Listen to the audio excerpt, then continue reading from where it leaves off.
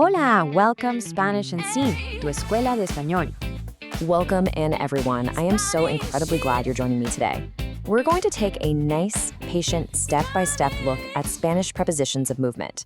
If you've ever felt a little lost trying to explain exactly how to get from point A to point B in Spanish, well, don't worry, you are in the perfect place. We're going to take this nice and slow. You know, what I absolutely love about this topic is that it's a literal journey. Today, we're actually going to map out physical movement in Spanish.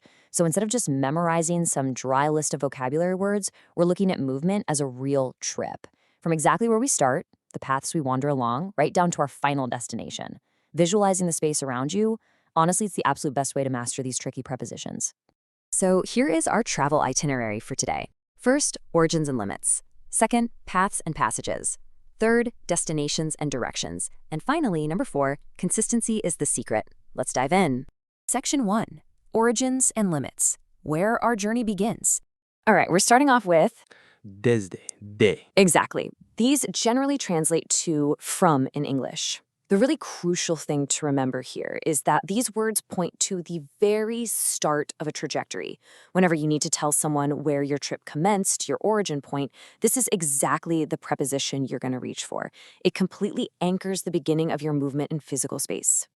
El tren saldrá desde la estación central. The train will leave from the central station. See how perfectly that works? The central station is exactly where the movement begins. It's step 1 of the trip. Okay, now let's flip it and look at the opposite end of that movement. Hasta. Right. This one translates to until, up to, or as far as. If the beginning was our starting line, hasta is the brick wall at the very end of the track. It marks the absolute limit or the final stopping point of your physical movement. You literally cannot go any further. Corrieron hasta la cima de la montaña. They ran as far as the top of the mountain. This brilliantly captures that concept of an absolute limit. They didn't just keep running into the sky, right? The mountaintop was the definitive physical end of their climb. Section 2, paths and passages, how we travel through spaces. Now, this is a pair that honestly trips up a lot of students, so let's take our time here. We have por versus a través de. So both of these can mean through, but they feel visually very different. The first one is mostly for open routes or moving around an area without one strict fixed direction. Think of just wandering around town. The second one, though, specifically means passing from one side to another, usually across an enclosed space or a barrier. It's much more about crossing a physical threshold. Paseamos por las calles del centro histórico. We strolled through the streets of the historic center. You can almost feel the leisurely pace in that sentence, right? There's no straight line destination. It's just relaxed movement around an open area. That is the magic of this open, wandering preposition. El río cruza a través del valle. The river crosses through the valley. Do you spot the difference here? A valley is a defined, enclosed space right between two mountains.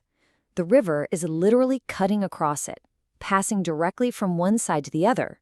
Because of that physical crossing, we absolutely have to use our second preposition. Section 3, destinations and directions, where we are going. Okay, moving right along, we have the preposition a, which simply means to. This is your most direct tool. It clearly pinpoints a specific destination, endpoint, or goal of a movement. When you use this, you are putting a very specific, undeniable pin right on your map. Mañana viajaremos a Mendoza. Tomorrow, we will travel to Mendoza. It's simple, it's clear, and it's direct. Since Mendoza is the exact endpoint of the trip, we use this direct preposition. Now, what about our next pair, native Spanish voice? Hacia and para. This is such a fascinating little comparison. The first one means toward or towards. It expresses the direction of your movement, but, and here is the key thing, it doesn't guarantee you'll actually arrive there. It's just the direction you're facing. The second one, meaning for or toward, indicates a finalized, definite destination. It's especially common when you pair it with verbs of departure, like salir, meaning to leave, or partir, meaning to set off. Caminaron hacia la costa para ver el atardecer. They walked toward the coast to watch the sunset. See, they're moving in the general direction of the coast. That's their trajectory, so we use our first word for direction. Salimos temprano para el aeropuerto.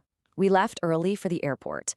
Now, because we're using that departure verb, meaning to leave, and our final intended destination is the airport, this destination-focused preposition is absolutely the perfect choice here. It locks in that endpoint right as we depart. Section 4. Consistency is the secret. Your next steps for Spanish fluency. As we wrap up our journey today, I really want to encourage you to practice just a little bit every day. It doesn't have to be hours of studying. Literally, just a few minutes of review can work absolute wonders.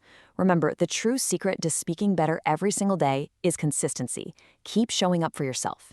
And hey, make sure to follow the Spanish and Scene channel for weekly videos just like this one, designed to help you grow. So, with these brand new tools in your vocabulary toolkit, what new destination will your Spanish take you to next? Hasta la próxima clase en Spanish Insane.